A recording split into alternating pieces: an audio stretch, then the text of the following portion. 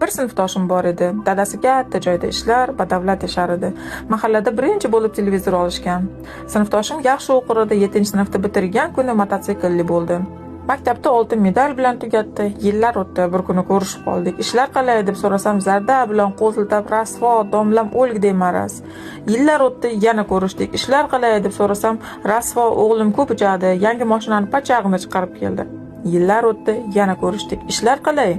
Rasvo, qizimning turmushi notinch. Yillar o'tdi, sinfdoshim betob deb eshitdim.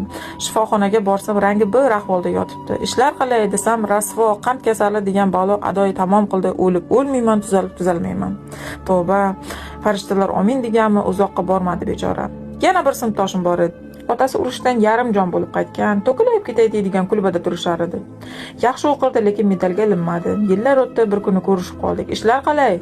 Xudoga shukr, zo'rman. Mebel fabrikasida ishlayapman, kunduzi duradgorlik qilaman, kechasi qorovulman. Yaqinda velosiped oldim. Yillar o'tdi, tag'in ko'rishdik. Ishlar qalay? Xudoga shukr, zo'rman. O'g'lim o'qishni bitirib chet elga ishga ketdi. Yillar o'tdi, yana ko'rishdik. Ishlar qalay? Xudoga shukr, zo'rman. Qizim farzandli bo'ldi.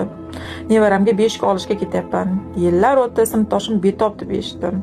Xuddi o'sha boshqa sinfdoshim yotgan kasalxonada ekan.